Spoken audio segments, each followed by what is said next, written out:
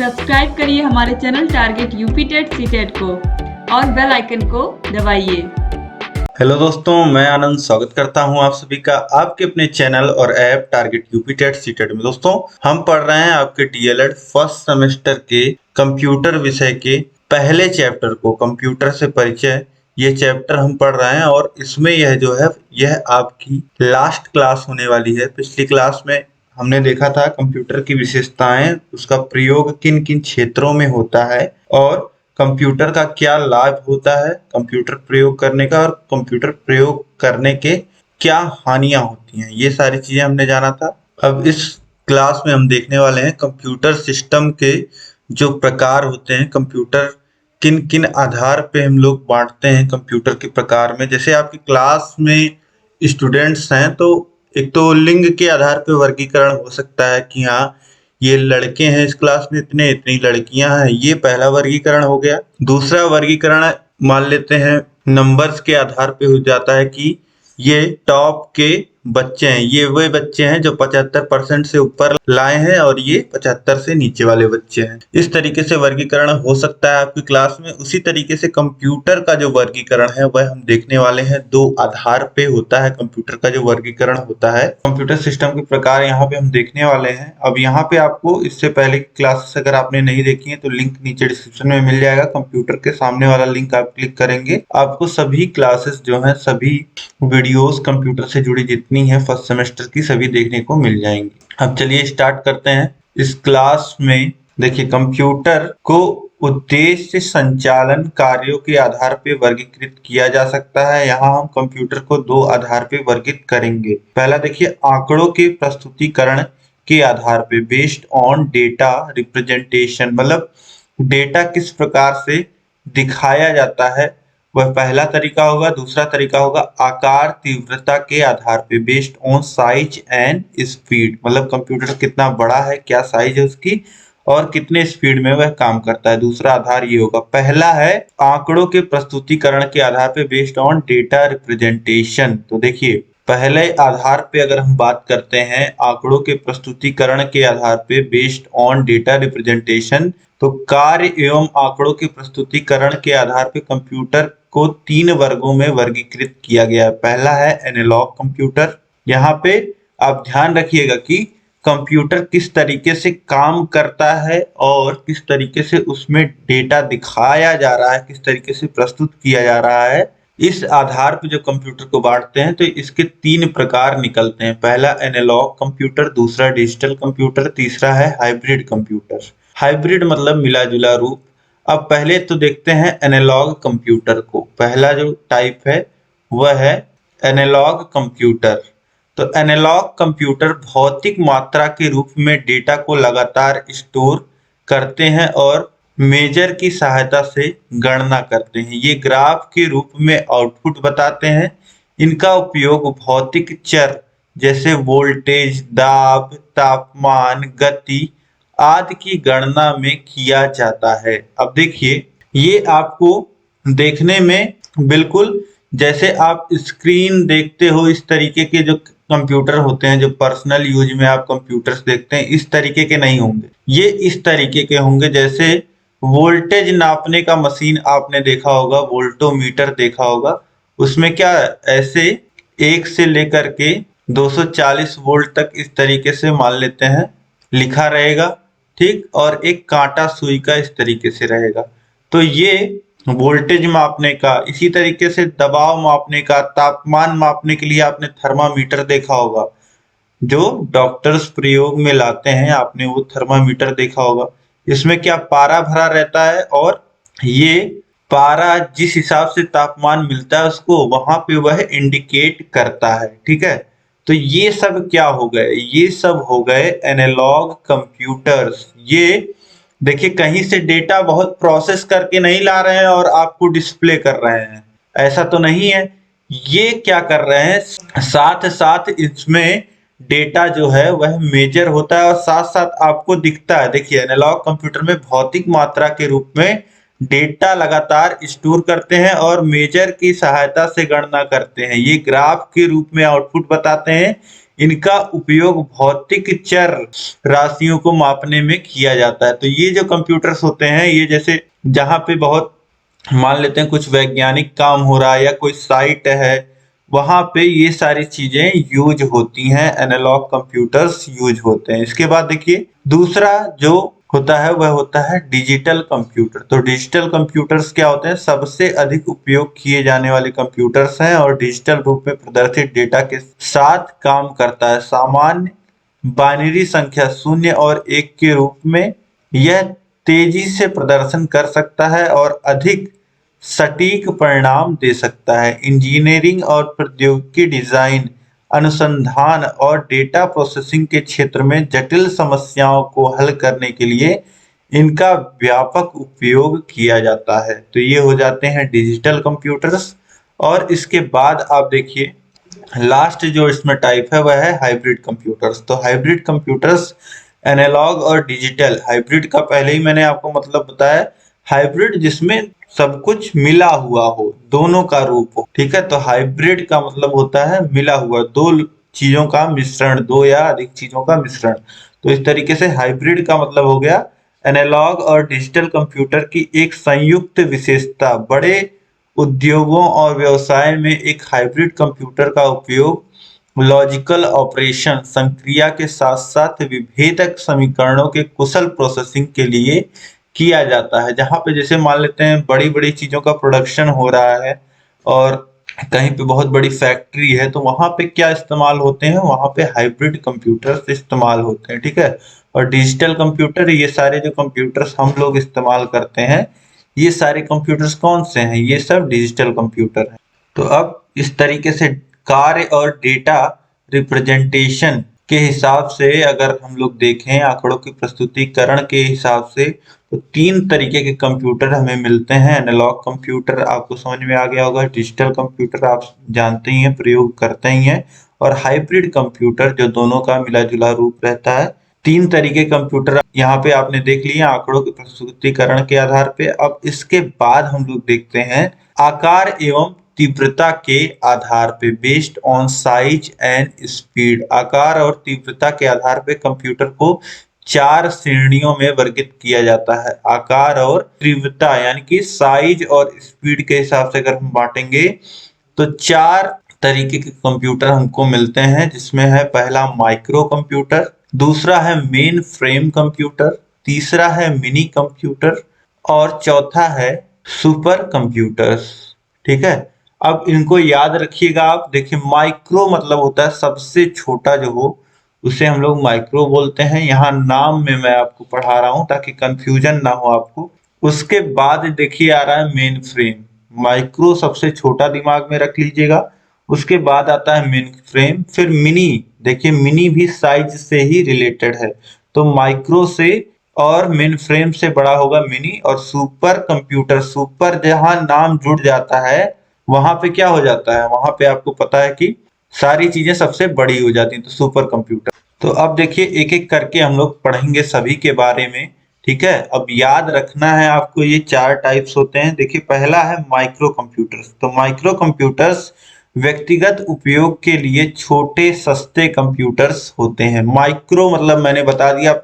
अब सबसे छोटा, अब सबसे छोटा जो हम लोग इस्तेमाल करते हैं वे घरों में गेम खेलने, इंटरनेट पे सर्फिंग करने के लिए लोकप्रिय रूप से उपयोग किए जाते हैं।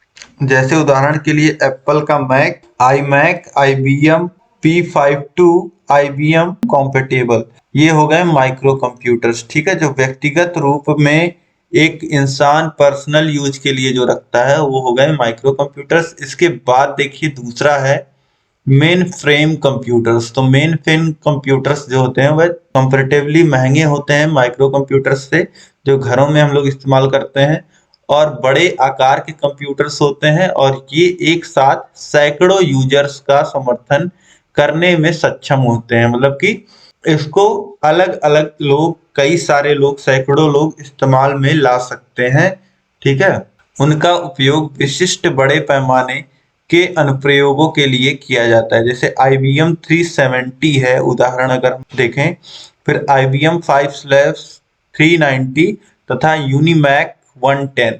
तो ये सब हो गए मेन फ्रेम कंप्यूटर्स। इसके बाद हम बात करेंगे मिनी कंप्यूटर्स की। तो मिनी कंप्यूटर्स देखिए, मिनी कंप्यूटर्स वे एक बड़े कंप्यूटर्स की अधिकांश विशेषताएं और क्षमताएं होती हैं, लेकिन ये भौतिक आकार में छोटे होते हैं। उनका उपयोग छोटे या मध्यम श्रेणी के परिचालन, व्यवसाय, वैज्ञानिक अनुप्रयोगों के रूप में किया जाता है। अब देखिए, मिनी नाम से छोटा आपको प्रतीत हो रहा है, ठीक है, मिनी कंप्यूटर, लेकिन इसमें गुण जो होते हैं वह बड़े कंप्यूटर के गुण होते हैं इसमें। और ये अधिकांशतः कहाँ प्रयोग में लाए जाते हैं? व्यवसाय में, बिजनेसेस में और वैज्ञानिक अनुप्रयोगों में। उदाहरण अगर हम लोग देखें तो AS400, बुल HNDP-X2, HP 9000 और RISC 6000, ये सभी क्या हैं? ये सभी हैं मिनी कंप्यूटर्स। अब इसके बाद हम बात करेंगे, लास्ट में आ जाता है हमारा सुपर कंप्यूटर। अब सुपर वर्ड जहां सुपर ह्यूमन, सुपर स्टार, तो मतलब कि ये सारी चीजें अपने आप में ये चीजों को बड़ा बना देता है। सुपर कंप्यूटर्स, तो सुपर कंप्यूटर शक्तिशाली, महंगे और सबसे तेज कंप्यूटर हैं।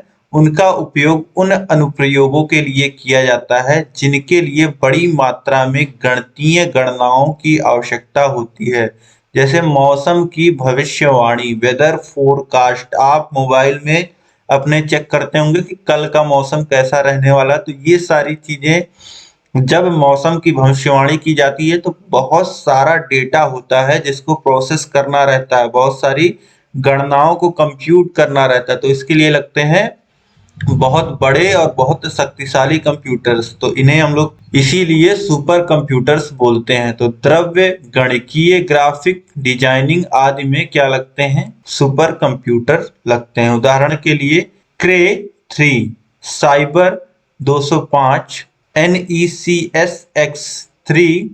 नेक्सस 3 जिसे भी बोलते हैं, और परम जो अपना भारत का सुपर कंप्यूटर है, परम। तो ये सभी हो गए कंप्यूटर्स के टाइप। यहाँ पे आपने देखे अभी कंप्यूटर के टाइप दो आधार पे बांटा गया है कंप्यूटरों को। एक आधार पे जब हम लोग बांटते हैं आंकड़ों के प्रस्तुतिकरण के आधार पे, 3 तरीके के कंप्यूटर होते हैं, और अगर आकार और तीव्रता के आधार पे बांटते हैं तो 4 तरीके के कंप्यूटर होते हैं। अब ये सब आपको समझ में आ गया होगा। इसके बाद देखिए यहाँ पे एक नोट आप लिखिएगा कि भारत ने हाल ही में भारत के मौसम पूर्वानुमान में सुधार के लिए मिहिर सुपर कंप्यूटर लॉन्च किया है। तो देखिए, मौसम विभाग में मौसम का भविष्यवाणी करने के लिए क्या लगता है? Super computer. तो भारत ने कौन सा लॉन्च किया है? मिहिर। अब इसके आगे हम लोग देखते हैं क्वेश्चन जो बन सकते हैं आपके परीक्षा में, जो प्रश्न पूछे जा सकते हैं आपके पहले चैप्टर से, और यहाँ से 1 नंबर का प्रश्न आपको ऑब्जेक्टिव में तो मिलेगा ही मिलेगा। चलिए देखते हैं। पहला जो प्रश्न है, आधुनिक गणनात्मक युक्ति अबेकस का आविष्कार हुआ चीन में, जापान में, रूस में या कोई नहीं? तो देखिए, अबेकस का जो आविष्कार हुआ था वही जो फ्रेम पे मिट्टी की जो गोलियां लगी थी, जो मैंने आपको सबसे पहले क्लास में बताया था, ठीक है, ये अबेकस का निर्माण कहाँ हुआ था? इस अबेकस का निर्माण जो हुआ था वह चीन में हुआ था। तो ऑप्शन ए सही हो जाएगा। इसके बाद देखिए संख्या 2 है, सर्वप्रथम संपूर्ण कंप्यूटर का आविष्कार किया। तो सर्वप्रथम संपूर्ण कंप्यूटर किसे हम लोग बोलते हैं?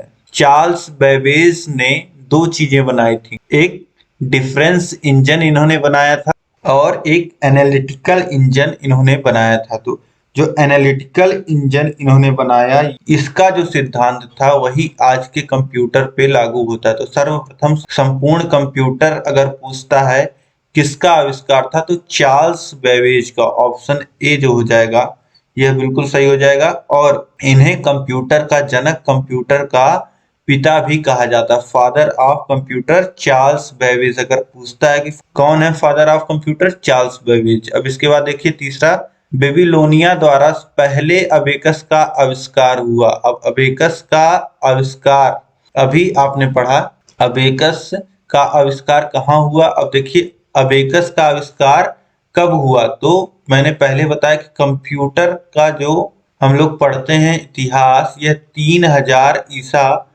पूर्व का इतिहास है, ठीक है। और यह शुरू कहाँ से होता है, इसी अबेकस से। ठीक है, तो ऑप्शन सी 30,000 ईसा पूर्व यह बिल्कुल सही हो जाएगा। इसके बाद देखिए प्रश्न संख्या 4 है, 1946 से 1956 के मध्य विकसित हुए कंप्यूटर थे। तो 1946 से 1956 को हम लोग कौन सी पीढ़ी कहते हैं, इसको हम लोग कहते हैं प्रथम पीढ़ी। तो ऑप्शन ए जो हो जाएगा यह सही हो जाएगा। इसके बाद देखिए प्रश्न संख्या 5 है, आकार एवं गति के आधार पे कंप्यूटर के प्रकार हैं। अब आकार और गति के आधार पे अभी मैंने आपको बताया कंप्यूटर 4 प्रकार के होते हैं। पहला माइक्रो होता है, फिर मेन फ्रेम होता है, फिर मिनी होता है, फिर सुपर होता है। तो ये 4 प्रकार के कंप्यूटर होते हैं आकार और गति के आधार पे अगर हम बात करें।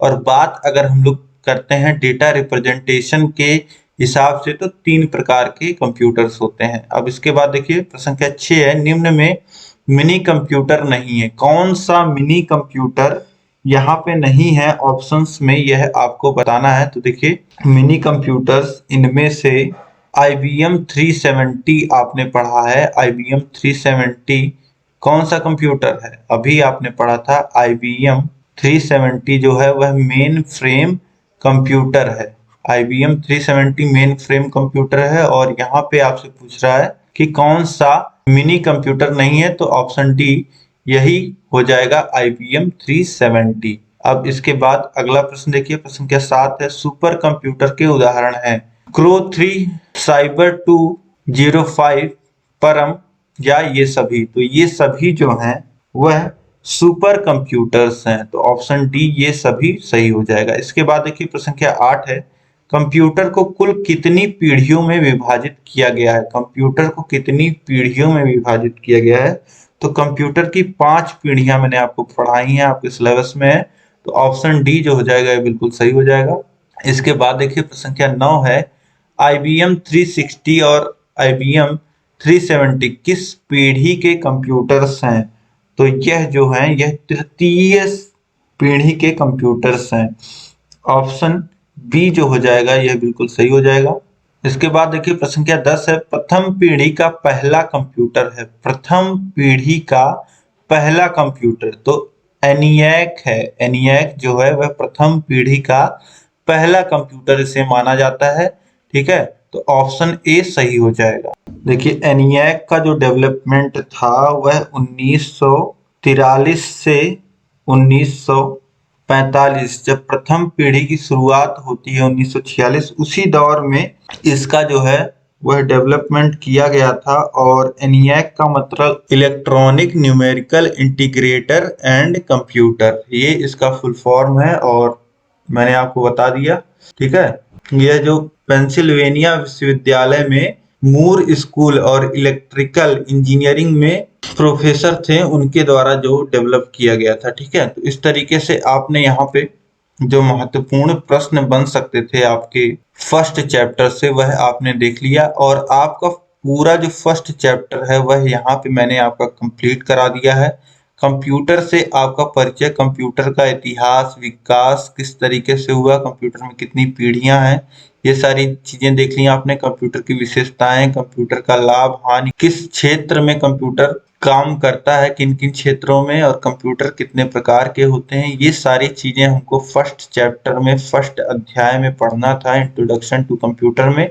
यह चैप्टर आपका अब कंप्लीट होता है। उम्मीद है कि यह क्लास आपको पसंद आई होगी और यह पूरा चैप्टर आपको समझ में आया होगा। जहां कहीं भी कोई भी दिक्कत होगी आप मुझे कमेंट करके बताइएगा और कम से कम 5 मित्रों में इस वीडियो को जरूर शेयर करिएगा ताकि मेरी मेहनत जो है वह सफल हो पाए। इस तरीके से मैं आपको हर चीज दिखा रहा हूँ, पढ़ा रहा हूँ, तो आप अधिक से अधिक शेयर करिएगा। और अभी तक अगर आपने चैनल को सब्सक्राइब नहीं किया है तो चैनल को सब्सक्राइब करके उसके बगल होगा बेल आइकन, उस पर ऑल सेलेक्ट कर लीजिए ताकि सभी नोटिफिकेशंस जो हैं वह सभी क्लासेस की आपको मिल पाए और आप ऐसे ही अच्छी तैयारी अपने कंप्यूटर विषय की कर पाए। पहला चैप्टर कंप्लीट होता है, आपके टोटल 5 चैप्टर हैं। ठीक है, अब इस पूरे चैप्टर की अगर आपको PDF चाहिए और पूरे चैप्टर का अगर आप टेस्ट देना चाहते हैं और भी क्वेश्चंस आप अटेम्प्ट करना चाहते हैं, आप चाहते हैं कि आपकी तैयारी और बेहतर हो, तो आप डाउनलोड करिए हमारा ऐप प्ले स्टोर पे। टारगेट यूपी टेट सीटेट आप सर्च करेंगे या नीचे लिंक से आप डाउनलोड कर सकते हैं हमारे ऐप को।